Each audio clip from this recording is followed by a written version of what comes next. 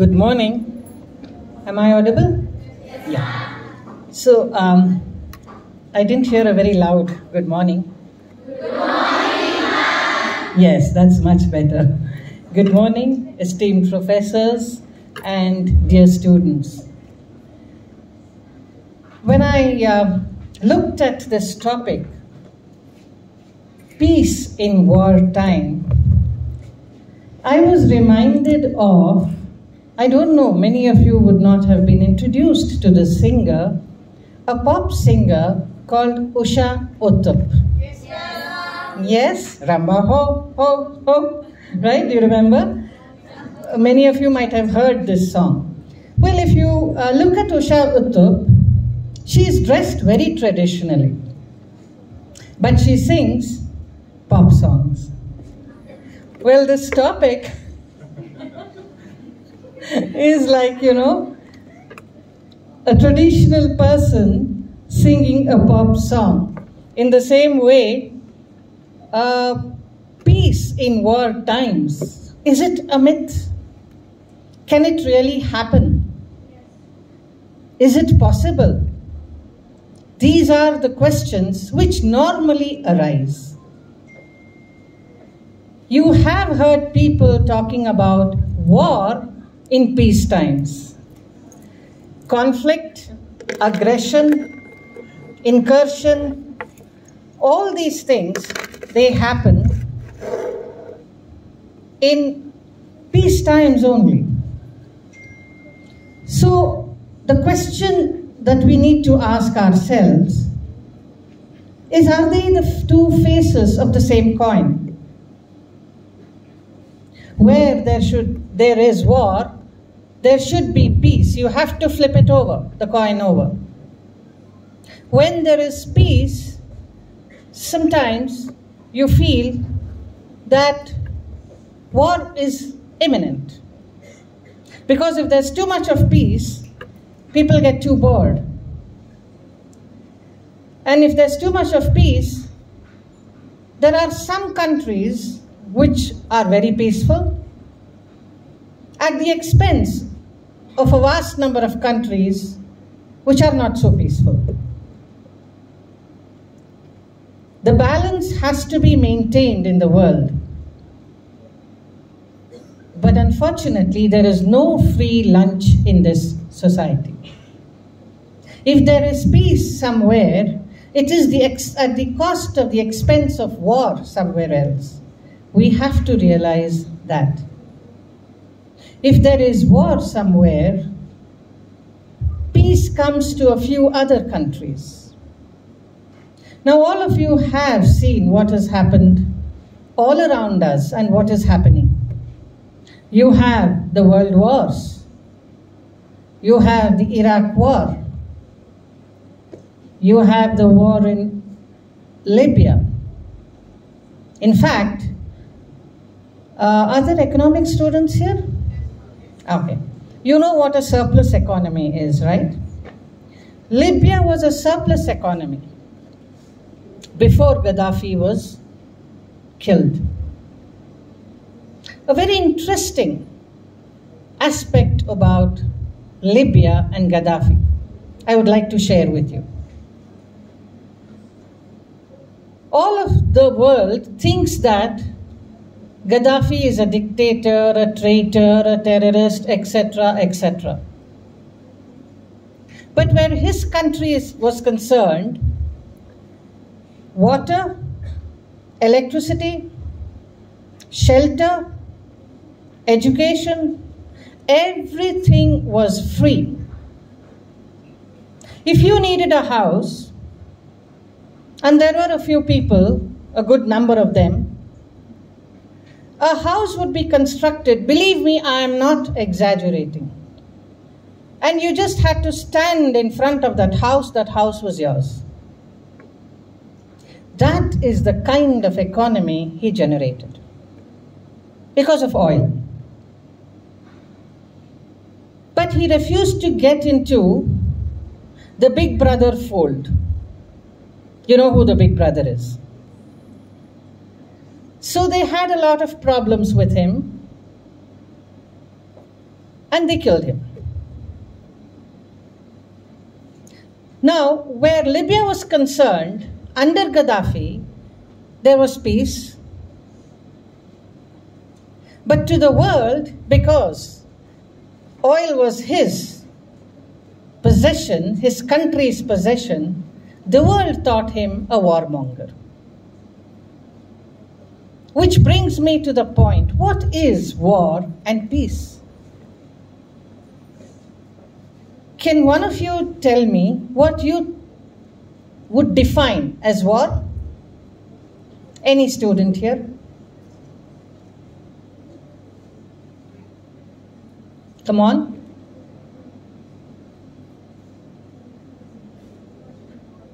What is war according to you? Yes? Yes, answer please.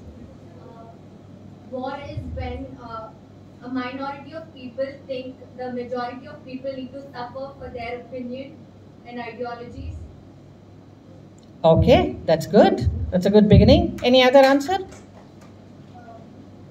Actually, very base of this power struggle. It's one group of individuals deciding that their power, that they can exert their power, they can exert their will on anybody, and they will go to any extreme to disbalance the power structure. Okay, good. Anybody else wants to answer? Yes? I think war is the result of failure of constant negotiations between people. Okay, wonderful. Wonderful answer. Right, let me flip the coin over. What is peace? You now told me what war is. It's all correct, absolutely right. Lack of conversation, lack of dialogue, balance, an attempt to balance. What is peace? Anybody can answer.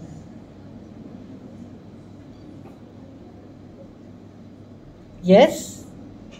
Somewhere where you do not have to worry about the security of your life. Wonderful. Wonderful. Yes, young lady? Yeah.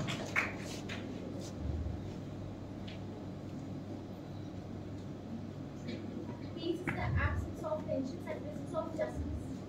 Peace is the absence of? Tensions and presence of justice. Okay, wonderful. Anybody else wants to answer? Yes? Future coexistence of the countrymen. Yes? Future coexistence of people and countrymen and leaders. Future coexistence of people and countries. Wonderful. Sit down. Anything else?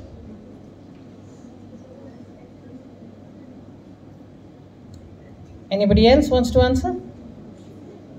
Okay. So, I'm very happy that you've answered it this way because many people would say peace is the absence of war. Because many of us have been trained as literature students in the yin-yang philosophy. All of you know it, I think, right? The absence of something is the presence of something else, and they're all contradictory. So, a peace could be the absence of war. But you've gone further. I think the theme has done its work. Congratulations for that. You have realized that peace is not just something that is the absence of another. Peace is a sustained journey and a sustainable journey of, as you very rightly said, access to rights, access to dignity, access to opportunities, access to so many resources, needs, not wants, needs. So all these things, if there is a space space, we need not necessarily call it a country, a space which gives access to these things, we call it peace. Now let me go to the topic, peace in wartime. This is difficult. When all around you, you're being tortured, terrorized, there is a security threat. The threat is the threat to your very life. Your very life is threatened. There is no justice. So there are so many insecurities, including even the lack of basic needs in a war-torn zone. Now, how do you maintain peace when, as you said, survival of the fittest at that point in time is paramount? You are trying to live, and that's it, at any cost. There are rules of war where, civilian targets are not to be touched. Important installations like power and hydroelectric projects are not to be touched. Even in ancient times, people should not fight after sunset. There were rules. But how many rules are not violated? We all know that. So how do you maintain peace in a war-torn zone where all laws are flouted, where there is no authority, there is no government? In a war-torn zone, even, if there is a power, it is busy doing something else. So there are so many challenges that you have to face. Now, internationally, I'm sure you know all this. I really need not talk about it. You have the Red Cross, you have peacekeeping forces, you have NGOs, you have flying doctors who give you all the basic necessities to keep you physically at peace with your body. Because somebody's arm is off, somebody's leg is off, somebody is bombarded, blown to smithereens, the family does not have anybody. Now, in such a situation, first and foremost, you need certain physical resources to keep you in a peace. But that is not really the complete story. It's half the battle won. And all nations are constantly thinking in terms of how to get people in a camp, give them food. The area which is neglected quite a bit is the emotional terror. And that is where peace comes in. There is a lot of emotional terror among children, emotional fear, nightmarish among children, among women, the most vulnerable of people. Now, how do you address this? Because all these other things are addressed, but people don't have time to address this. In a war-torn zone, the authorities really don't have time to address this. Now, who is going to do this? Can you answer? Think about it. Who can do this?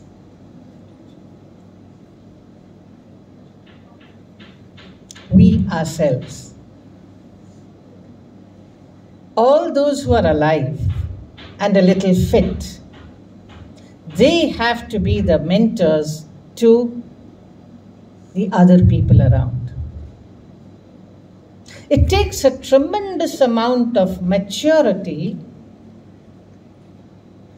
to be composed when you are extremely stressed out.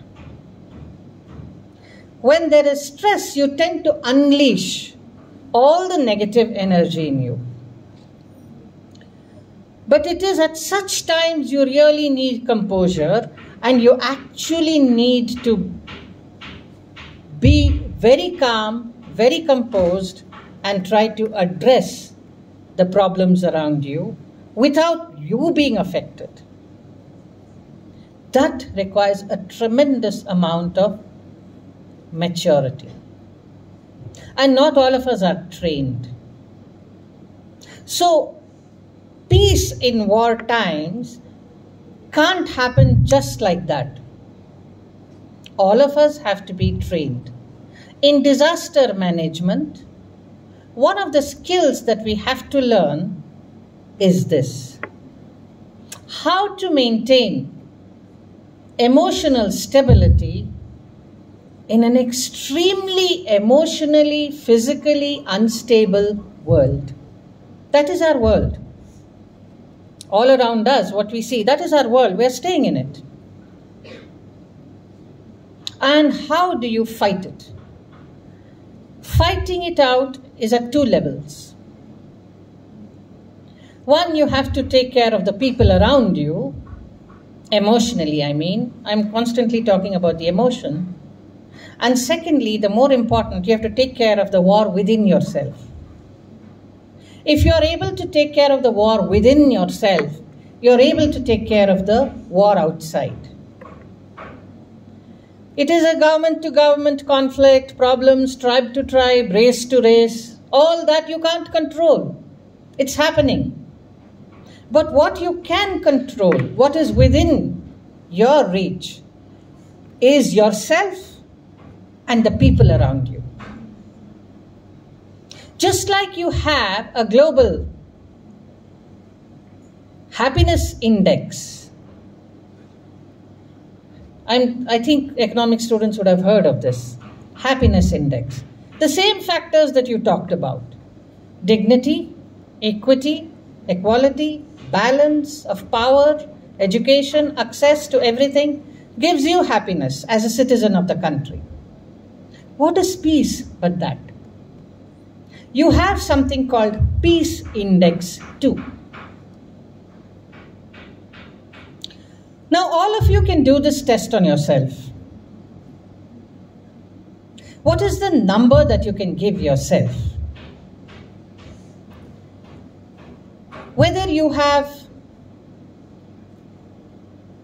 people to people peace,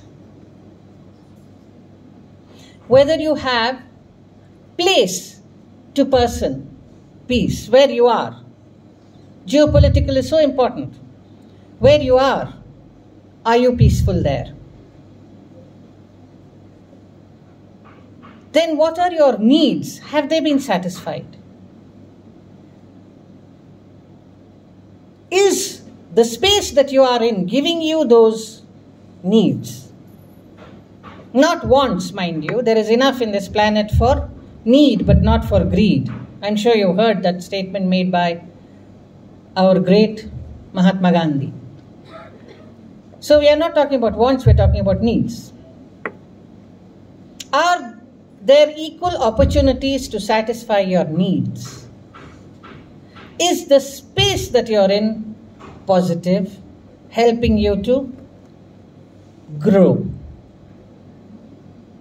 Are you comfortable with your people? The people could be at the workplace, in your family, your peer group, your friends. Are you at peace? And are you at peace with yourself? Are there many disturbances in you? Not satisfied with many things about yourself? So what are the parameters that you have, 4 or 5? Give each a score of 1 to 10 or 1 to 100, whatever you want, and divide it. by the number of parameters you have put for yourself. And when you do that, you will know whether you're moderately peaceful, completely peaceful, disturbed, not peaceful. When you do that, you will know first how to take care of yourself. Only when you take care of yourself can you really take care of the people around you. Normally, the tendency is to conceal all our problems and become a great advisor and mentor to others. Because we don't want others to know our own misery and our stories. That is why, I think Twain said it, the greatest cowards are the biggest bullies. I repeat it. The greatest cowards are the biggest bullies. Why? Because the coward wants to cover up the fact that he is a coward and he pretends to be a bully. Especially in our country, one of the worst problems that we have is we do not want to express our disturbances because we are afraid that it will be called a mental case. If you can't take care of yourself, how can you take care of the people around you? Now, when you say wartime, the war need not be a bombing and gunshots and cannons between countries. The war can be around you, in your classroom. The war can be in your vicinity, your locality.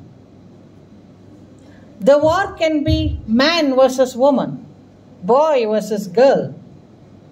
You have umpteen climate. You have umpteen number of wars going on. So for maintaining stability and peace around you, you first have to negotiate with yourself. I don't know how many of you have written or painted themes on peace in wartime, but I do hope that one of you at least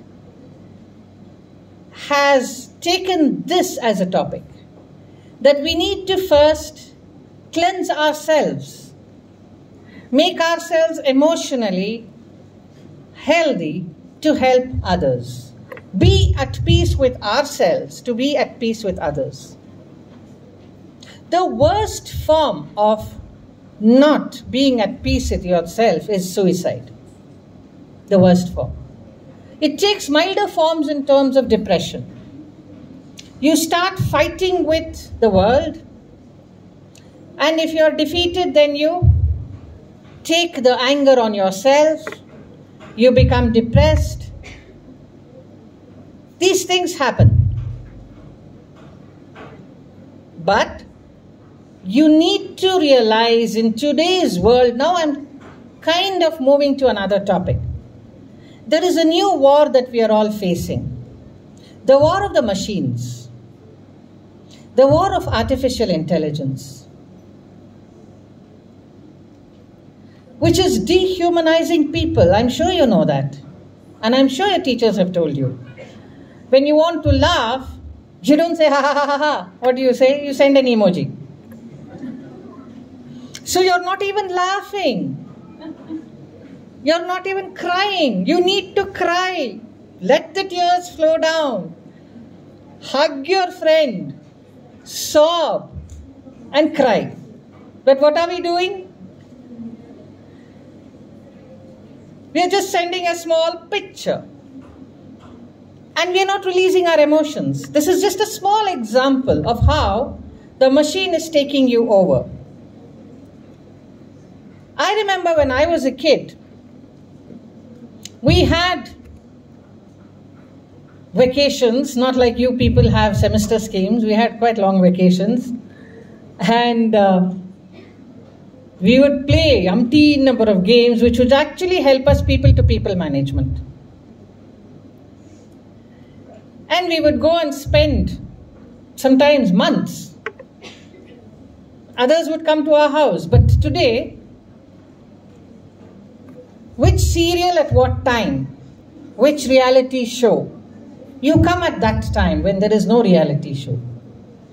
And you get irritated when somebody comes at your favorite serial time. I'm just giving you examples to tell you how we are moving away from people to machines, to a virtual world. We are moving away from a real world to a virtual world where everything is played in a kind of fantasy, not real. When this happens, it dehumanizes you. So the war now is going to change. You will have in future water wars. You will have sand wars. You will have climate wars continuing. Oil. These are all pretexts. What is actually going to really work against us, you especially, is the machine. How are you going to battle the machine? By giving all the weapons to the machine. You have only one machine now at your disposal, and that is this, your brain. And you have created the machine to overthink. You have created the machine to think better than yourselves. In such a situation, where is the war going to be? And what peace can you make with a machine? Think about it. Because tomorrow is yours. The future is yours. We're all talking very big about AI. No, artificial intelligence, AI. We're talking very big about it. You have even teachers, robots replacing teachers. I don't know how you, as youth, are going to perceive that. You may have, very beautiful teachers with lot of gestures. Now it's all very fixed. This. But then tomorrow it will be more beautiful than your actual human teachers. But how much it can handle, we don't know. And it's a real challenge. What kind of peace are you going to make with a machine? And how? That is something you will have to work on. Because we are not yet into that world of complex machines. Our generation. Your generation will be there in the world of complex machines who will talk to you, walk with you, emote with you, inspire you, motivate you, incite you, provoke you, destroy you. Now that is the question of the future. How are you going to face this? That is what you people have to work on. We people have worked on, our generation and your teachers' generation, they've worked on how to negotiate people. How to negotiate weapons. But you will have to go one step further. And how you are going to do that is something you really have to focus on in the future.